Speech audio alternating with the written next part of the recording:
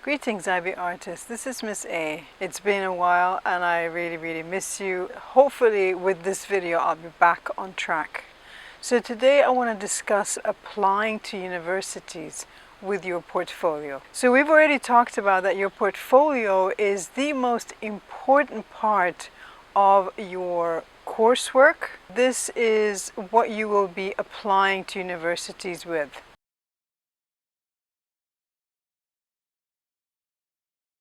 I've already talked about applying to universities, but I think today I want to focus on the things that seem to worry the students the most. One of the questions that I usually get asked is, my portfolio is mostly a fine art portfolio. Is this okay if I'm applying to a design school? You know, anything from animation to gaming, etc., fashion, etc., etc.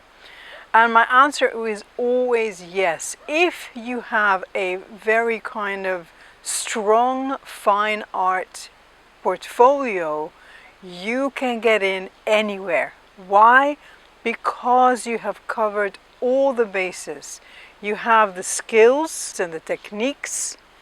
You have the concepts, which everybody's looking for. Just because you're going into animation, or if you're going into product design, etc., it doesn't mean that they are simply looking for skills or digital mastery or anything like that. They're really looking for concepts as well.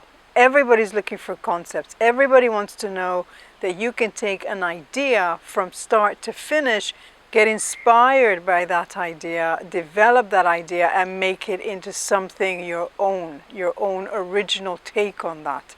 And that can only happen if you're actually developing a concept, not just producing work randomly without any thought to the process and the development of the ideas. If you are looking at fine artists, that should definitely be part of your analysis of them, of you studying their work, the concepts that they have, the ideas behind their work, how they're addressing them, how they're expressing them, etc., etc.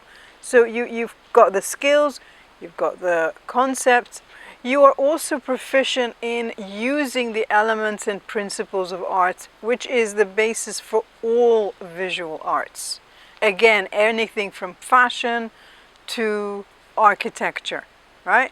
You know the basics, you have been playing around with them, you have been experimenting with them, and you have composed your own work by your own unique use of these elements and principles of art.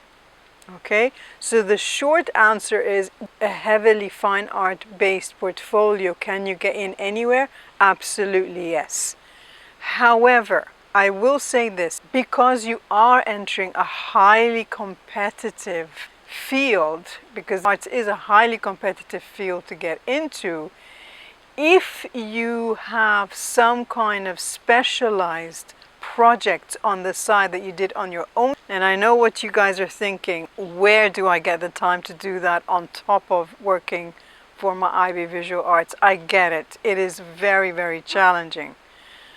But hopefully, if you can set aside some time to work on your own projects, and if these are more specialized and more specific to what you want to study, again, let's say if you want to study animation, then it's great if you can have some projects that you did in your own time, so that you can show that you have some proficiency and some kind of idea as to what you're getting into. However, this should not be at the expense of your main portfolio that you're doing at school. Because basically, again, what universities and colleges and art schools are looking for is students who are coming in with the basics that they see potential in, and can then teach all the digital software and anything else on top of their foundation too. Right? So that's basically the mindset of the people who are looking at your portfolio. On the other hand, you also must consider that the people who are looking at your portfolio in order to allow you a place in their institution are also going through hundreds, thousands of portfolios. So it's important to keep that in mind, and it's important to offer a concept that expresses uniquely who you are. It is important that as they're looking through your portfolio quickly, that you have some kind of indication as to who you are as a person. What is it that is uniquely you, right? Because that will set you apart from everybody else. So apart from, having very, very good quality work, apart from curating your portfolio, and we'll talk a little bit about that in a minute, you also want to have some kind of an indication, like I said, or an expression of yourself that is quickly communicated to the person who's looking at your portfolio. Okay? And how are you going to do that? You're going to do that by really ensuring that every page answers a kind of a checklist that I'll give you in a second. It should have at least some of the elements on that checklist. So going back to the idea of curating a portfolio, it's important that you curate your portfolio like you would your exhibition. So it's not about just putting your work in chronological order and just sending it off. You want to obviously, first of all, get rid of any so mediocre, not your best work. That goes out of the window, and be really, really ruthless. And definitely consult your teacher on that. They know your work as well as you do, and together you should be able to decide what to keep in your portfolio and what to get rid of. That's the first step, very, very important. So the second step really is to, I'm sure you've seen this before, there are lots of videos posted by people who have gotten into certain universities. Check those out, make sure you do your research, watch the videos where there are students who have already succeeded in going to your chosen university. It's very, very useful information. So look at what they have included, what type of work they have done, and also look at how they have curated or presented their portfolio. Most of them will say that, you start with your strongest work. And I think that's a really good idea. You want the person who's looking at your portfolio, I keep kind of opening it, most of it is now digital, of course. So you want to think of that person who is going to look at your portfolio, open the page, and really be kind of like, wow, this is a solid candidate, right? So start with your strongest work. Obviously, all of it should be very, very strong, but end on a strong note as well, so that you leave them with a good impression, that they remember your work as really, really strong. And also in the middle, the middle kind of can get a little bit boring, but if you have 3 especially strong pieces, then make sure that you distribute them throughout your portfolio. So definitely start with a strong piece, end with a strong piece, and then if you've got, really strong pieces left over, which hopefully you have, I'm sure you have lots, put them in the middle. So that gives it a nice balance, and you are, making a good, strong impression. The other thing that I want to remind you of is that most universities will give you their own checklist. They will give you a list of things that they are looking for. They may even give you a brief, a specific brief, which you may have to do in your own time. But make sure that you've got those basics covered, because they are basically making it easy on you. And it's amazing how many people just skip over and just think, oh, it's a portfolio. Follow closely to what they're saying. What are they specifically asking you to include in your portfolio? Very, very important. Right, so you will basically be including your final pieces. And those final pieces should really speak for themselves.